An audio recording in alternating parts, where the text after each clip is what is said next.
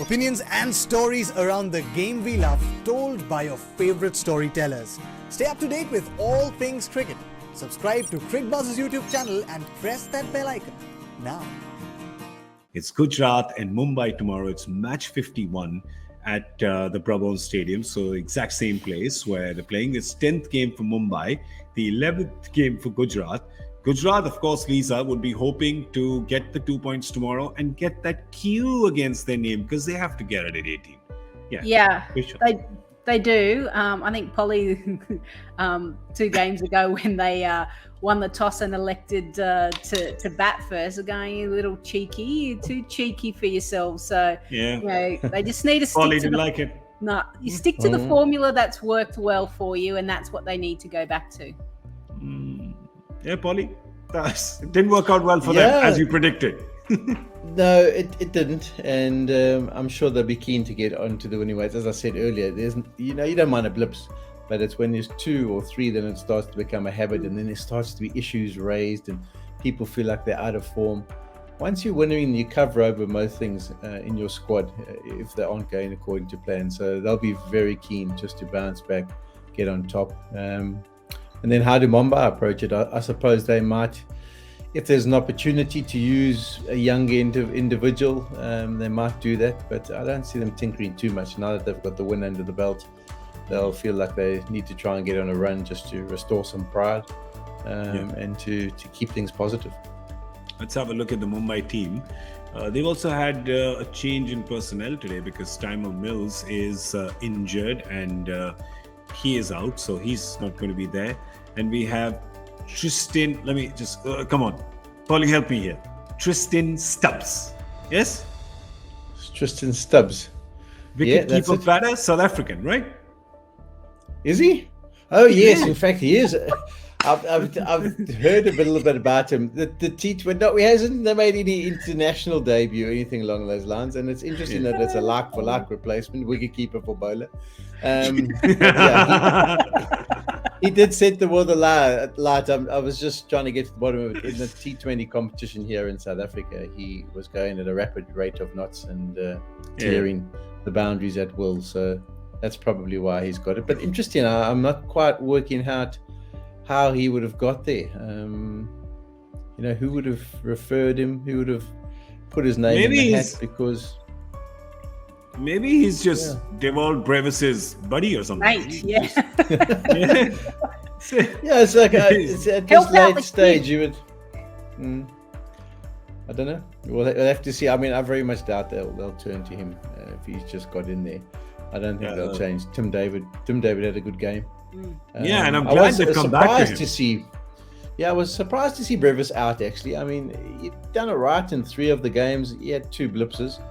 But I'm glad they've gone back to that because you spend the money, you give the guy 2 opportunities.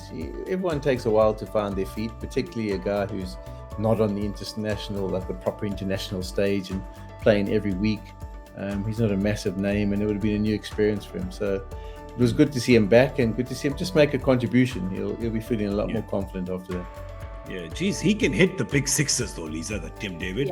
Yeah, he can, and that's why he's been someone that has done very well around the T20 domestic circuit. Obviously played for the Hobart Hurricanes in the Big Bash. He actually has a great record against Rashid Khan. So there is no way Mumbai are dropping him, given that Rashid Khan is playing for Gujarat. So he's one player that has feasted on him. So let's see how he goes on Indian pitches now. Yeah, and they're going to be playing Surya at 3, which is probably the position they should play their most informed batter in. And hoping to get a few runs from Ishan Kishan, Polly. I was talking to Virendra Sehwag on the Hindi show the other day.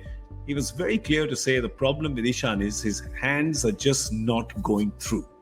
He says there's just a problem. There's a lack of confidence, there's a lack of form, and he just has to swing through. He just has to get that backswing going because there just seems to be so much doubt in his mind about his feet, about his position, about his shape, and about his hands going through the ball. Yeah, also mindset-wise, the best innings we've seen, I mean, the best one I've seen from him in a long time was that one in Abu Dhabi, where they had to try and chase down a score in like 5 overs to try and make it through net run rate. He was just walked in and he was on a mission. He was on a mission to be positive and just really free the hands, as you say.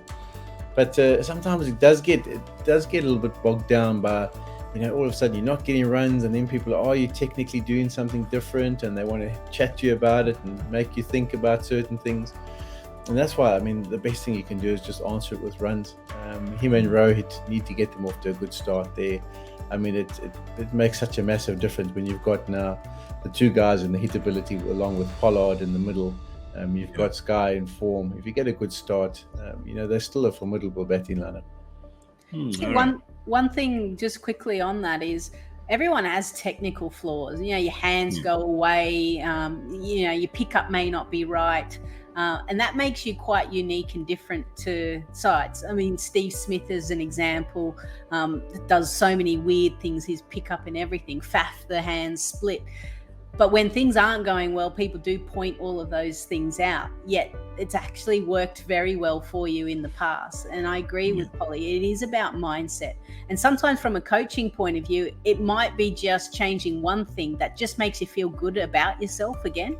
It may not have changed anything that you really do, but just starting your innings, you may feel a little bit more confident and comfortable, and that gets you away. And then really it doesn't matter anymore because you're seeing the ball and you're just in that moment.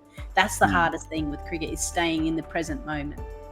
I hope that Ishan Kishan can do that tomorrow. Let's have a look at the Gujarat team and see that if you predict any changes happening there. They're ruling the roost. They've got 8 wins out of 10, so they're sitting pretty on top of the table with 16 points, but they've got Lucknow breathing down their backs they're at 14. But you look at this team and you're thinking, it's all right, it's okay, Polly. And doesn't really, yes, Lisa, it's no real holes they need to fill.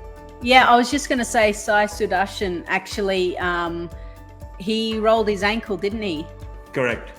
So the fact that Sai Kishore came to substitute instead of him, so it was Sai come, Sai go. Yeah. So I don't know how his ankle's going to be. So whether Abhinav comes in for him, and be disappointing for the youngster because he had a good match the last game and scored that 60 odd. So he'd want to kind of be able to get back out there and continue his form. But that would be my only change, and it would be a forced change if his ankle's not quite up to scratch. Yeah, and it's not a bad option to have because Abhinav Manohar hasn't got too many, but he's shown a lot of promise in the few chances he got on the top of the tournament, Polly. Yeah, he has. So it'll be interesting to see if they make the decision. Yes, Dale, I want him back in my squad. I know I'm moving on, but I want him back in. I like the look of him. Yeah. Sagman, I wasn't overly impressed with. I think Yash is the better option for me. So I think they must include that left arm option tomorrow.